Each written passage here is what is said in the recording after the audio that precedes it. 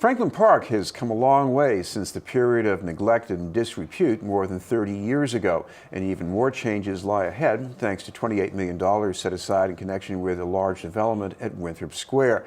The changes will be the focus of a guided tour of the park happening Sunday starting 11 a.m. To tell us about the event and some of the changes is the executive director of the Franklin Park Coalition, Janna Cohen-Rosenthal. Thank you very much for being with us, Janna. Thank you. One other change I did not mention here, but which is also big, is what's going to happen to the campus of the Shattuck Hospital. Start with that. What's going on there? Sure. So the Shattuck campus, where the hospital is, have been part of the park, part of Olmsted's original design. And in the 50s, it was taken out to build a hospital by the Commonwealth. And so the property is owned by the Commonwealth. And about a year ago, the Commonwealth announced they bought a new property down by the Boston Medical Center, the Newton Pavilion. And they're going to move all the operations of the Shattuck Hospital there. And we think this is a great opportunity to rethink the space and the campus. And we've been a part of a process, but the process so far has not been as focused as we want on open space restoration. Now, knowing what I do about Jamaica Plain, some people see this as an opportunity to enhance Franklin Park. And on the other hand, I can see a lot of people say, hey, we can put some housing here for people who need it too. So what about that? Yeah, that's great that you brought that up. One of the ideas right now that's part of the Shattuck campus planning is something called supportive housing. And I would say I'm supportive of supportive housing. It's a wonderful concept where people who have been formerly homeless really get a wraparound services and housed. And they get access to medical care, addiction treatment. And personally, and as an organization, we think that sounds great. The issue at hand is that use would only take about 2 acres of this site. And in order to fund it, they're thinking a little inside the box and saying we need to do private development, office buildings that really look more like a suburban office park around that housing to fund it. And we said, well, that's one reason we're having this walk. Let's take a look at the site and think a little more creatively. Can we fund this incredibly important need for supportive housing through other methods than overdeveloping the property? Well, one of the attractions of this walk is you're going to show off some recent improvements not so far from the Shattuck campus at Scarborough Pond. And there are some viewers out there saying, Scarborough Pond? You've got a pond in that park somewhere? Yes, the pond is part of Olmsted's design. I guess when it was first designed, there had been no pond in the park, and people really wanted that natural beauty. So it was a created pond, but it's been there for over 100 years. And the Boston Parks and Recreation Department invested millions into upgrading pathways and improvements in the park over the last few years. And it's beautiful. You really get that respite from the city that Olmsted intended. You know, you can walk around the pond, and it's really at a busy street right across from American Legion Highway, where there's lots of housing, and it's just beautiful. And what's also happened is the Parks Department thought really creatively. The vehicles had been going past that pond into their maintenance yard for generations, and so they designed it to make their vehicles go now on the main road and not go through the park.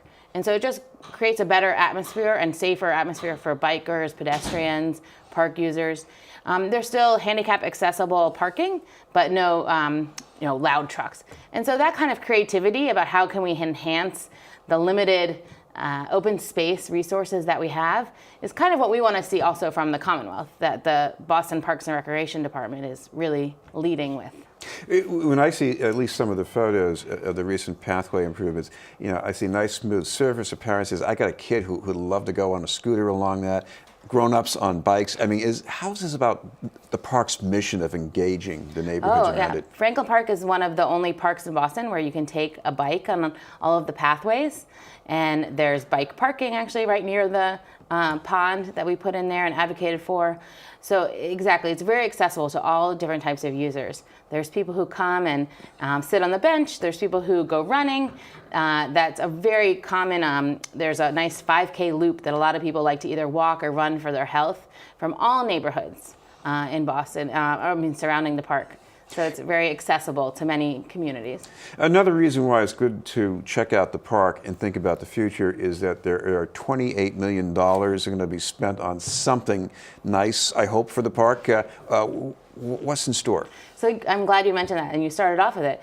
So the mayor has committed $28 million for both the Common and for Franklin Park for improvements. And we just announced a wonderful team who's going to lead a master planning process to help identify the next generational use of the park.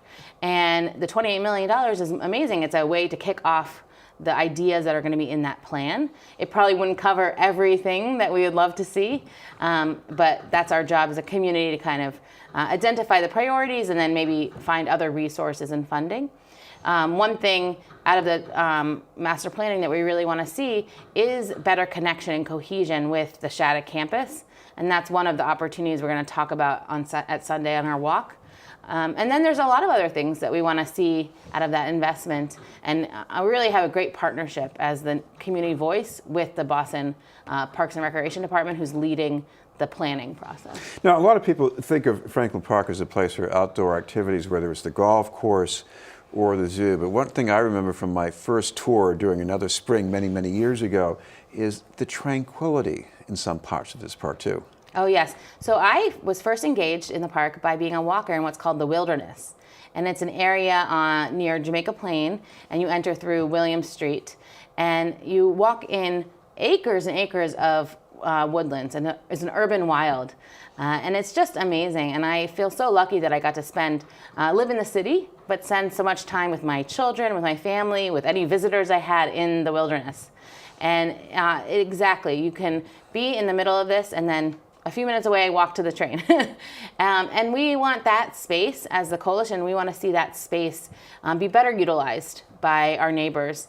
Right now, there's not as much signage, there's not as much, some of the trees need a little bit of work, and we've been doing that through volunteer labor over many years, but now the city is a partner to really improve areas like the Wilderness, so it can be sustained for generations. I have just a little time here. The tour starts Sunday, 11 a.m., but I do need you to be a little more detailed about exactly where people should meet. Sure. So you can meet us in front of the Shattuck Hospital. There's a wonderful tennis court where the Franklin Park Tennis Association does free lessons, and there's parking right there.